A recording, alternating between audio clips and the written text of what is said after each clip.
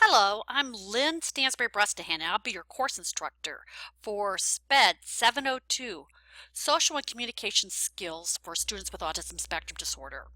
We have an ambitious week ahead of us in July. You need to come to the course prepared to work. A lot of what you need to do is outside of class and in advance of the course. So please go to www.stthomas.edu and go to the quick links, click on Blackboard, and find this course site. When you get to the course site, you will land here on the home page. Make sure you read over the overview and make yourself familiar with the Blackboard site. If you need technical support or any other supports, there are some links at the bottom. But what you want, I'm going to go over what you need to do to prepare for this course. Start by going to the Getting Started section, and this is a module. And in this is everything that you need to do to get started. So if you're unfamiliar with the technology of this course, do watch the technology tutorials. For the Getting Started section, you will become familiar with the technology that's needed to be successful in this class. You're going to be completing a self-assessment or pre-test, reviewing your syllabus, posting your personal course learning expectations, post your community expectations, and watch Power Words and complete a quiz. So in this, you'll learn how to use the discussion board, the wiki, the assignment feature, and the quiz feature in Blackboard. So just so you know, these are the table of contents, and you click on each of these then to get to the different sections. So let's go ahead and go to the pre-test. This is the self-assessment, the pre-test, and you'll see here the instructions and the objectives are included for everything. You can watch the tutorial if needed to learn how to use the features of assignments in Blackboard, or if you know how to do that already, you can go right to the pre-test. So I'm going to click on the pre-test, and so the assignment takes me right into the assignment folder.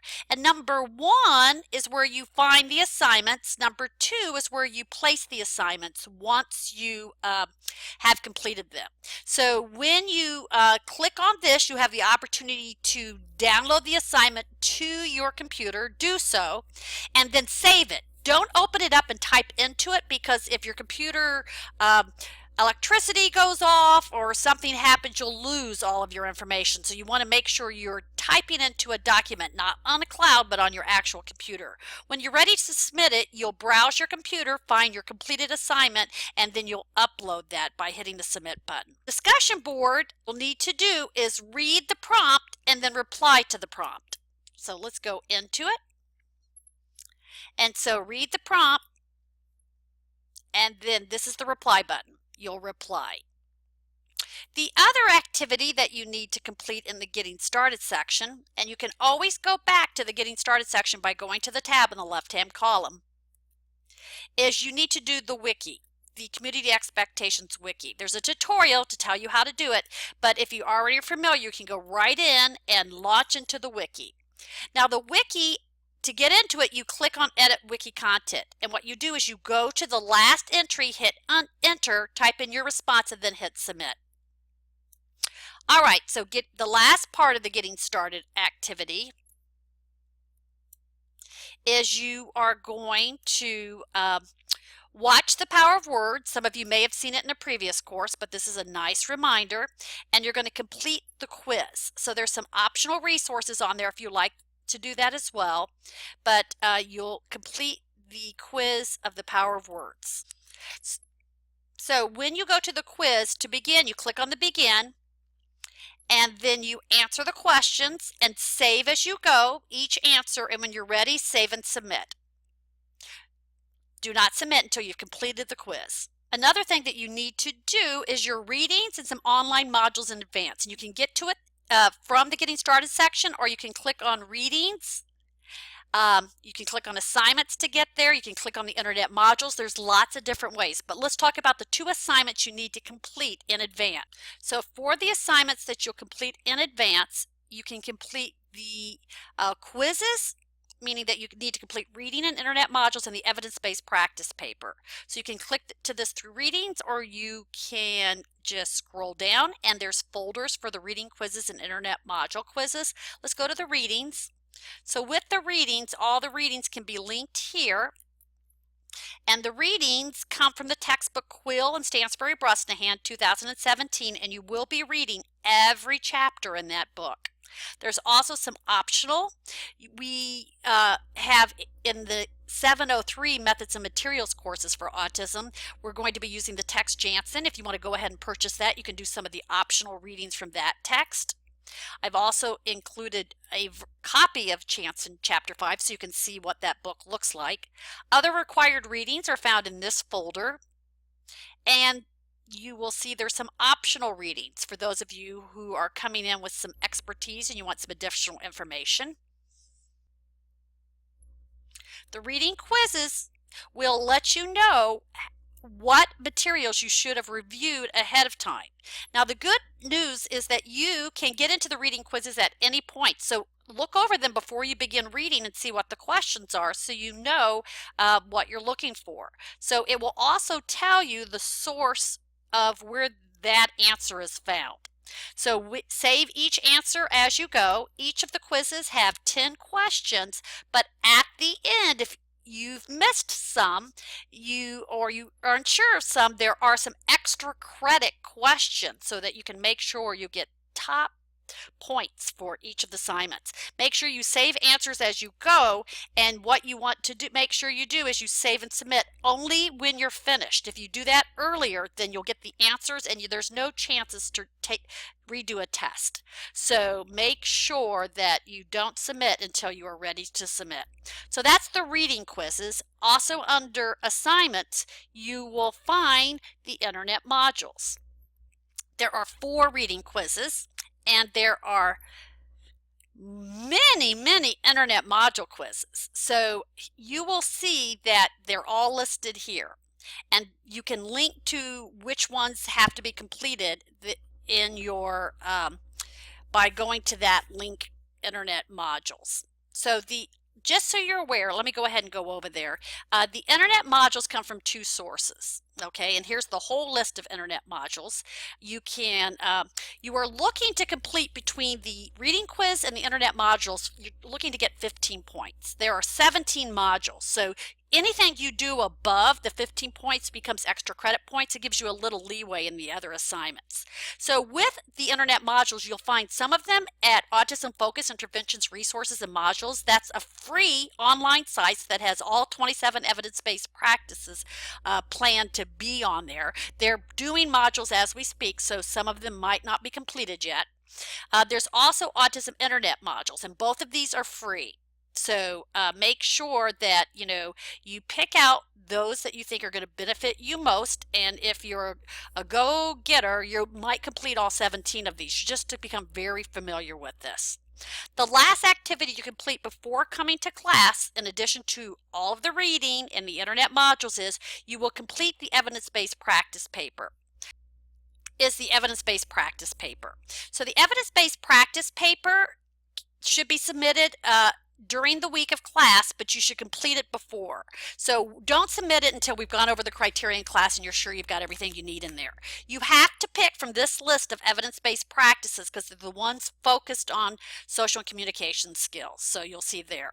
There's also other resources on here. For example, the fact sheets from the Wong et al. Evidence-based practices here. There's a link to Affirm and AIM, and there's some National Professional Development Center resources on there as well.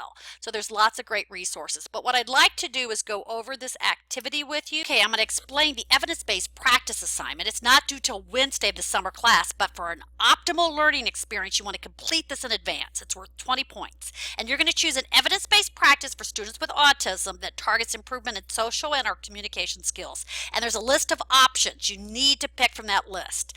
You're going to research the method and write a 3 to 4 page paper on the practice. And you're going to type directly into this template. Okay, so make sure I will not accept anything that has not got the rubric attached to it. The information from your references is not to be cut and pasted into your paper, meaning you cannot be plagiarizing. We have a plagiarism check within Blackboard, and it will be very apparent if you've cut and pasted in. It keeps the link of where information comes from. The format of this paper utilizes APA 6th edition, which is what we've put this paper in, so you can start learning that in case you're going to get the master's with this. You'll be familiar with this. The competencies that are embedded in this assignment here, the rating rubric used by your instructor, and the objectives. And the purpose of this assignment is for you to learn how to be a good consumer of research and make informed decisions by evaluating evidence-based practices. And here's a whole list of objectives that you'll be working on, and here's the list of practices you must choose from.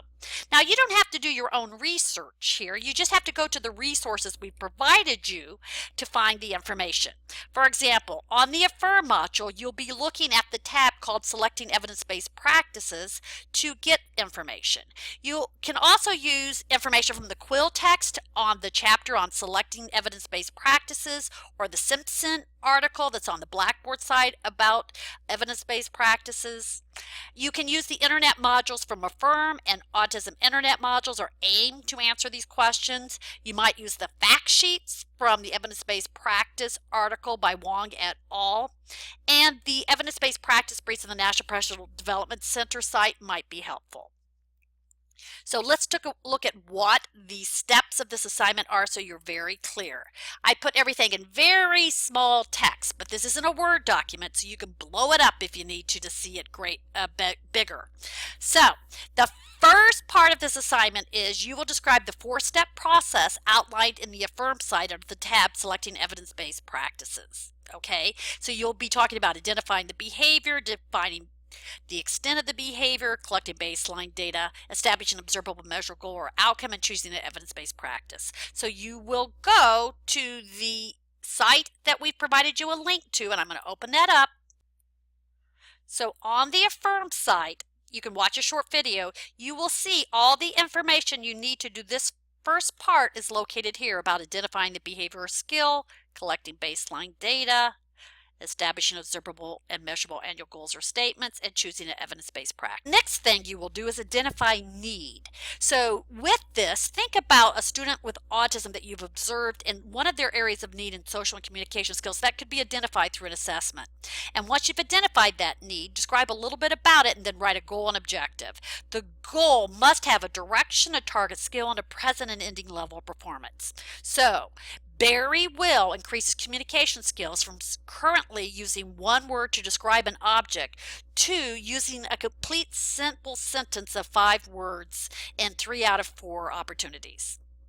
So the objective should be linked to your goal. So a condition might sound like this: at recess, with a prompt, with a visual support. So you have some conditions. Barry will use 2 words to describe a object, criteria for mastery, in 3 out of 4 opportunities, and how are you going to evaluate, as with data collected by special education staff. So to answer this section, you can use the resources, and they're listed on the assignment themselves. For example, the fact sheets can help you get a lot of the information that you need for this assignment. With the fact sheet, you have the overview. You'll get information about the evidence. You'll get information about the outcomes. You'll get information where you can look at the different research studies that have been done already, so you can read who's done the research, what type of research has been done, and that will give you a good idea about the quality of the evidence. So you should be able to answer the questions that remain utilizing the resources provided to you. You can provide an overview in your own words, what practice this practice promotes as far as skill development and gains, and are those benefits that are truly meaningful, and what are the risks, both emotional and financial. What's the evidence? So take a look at all of those studies and what those have to say. Take a look at how you can apply the information into a student's day. You'll do a data collection sheet. You'll look at the implementation checklist and how you might utilize those to ensure you're implementing with fidelity, and I'll show you those in just a minute. And then you'll imagine that a family approaches you, and you'll discuss how you could talk about and explain to a parent how the decision that you would make about a strategy, whether it's evidence-based or not, of whether you should use it. So if you look at the bottom of the assignment, you will type right into the rubric. So type your name in right there where it says type in your name, and this is in a format that's APA. The red you can just delete, and then this has kind of got like a format, but if you don't like the way it's worded, you can make it your own. So just fill in any of the blanks, and you'll see XXX there is a place where you can go in and write in what you have to say. I want to show you on the site the implementation checklist so you have an idea of what that looks like. So the implementation checklist are in the Affirm modules and on some of the Autism Internet modules, and it will depend on which practice you did as to whether it's available or not. Generally, they're available under resources and tools, and take a look. So you'll see here that there's some tools there that are provided for you, and one of them is an implementation checklist. And the implementation checklists are wonderful. They are step-by-step planning instructions, and what you can decide is how could you use this implementation checklist to ensure that you're meeting fidelity when you're implementing the assignment. And if you scroll all the way to the bottom, you'll see an example of a data collection form. You want to collect data on one of the goals or objectives that you've written. And there's an example. You should include directions, the goal objective, and then go ahead and create a data form. So this is a nice example, but you should make it your own. If you have any questions about this assignment, call me at 414-759-8917 or email llstansberry@stthomas.edu.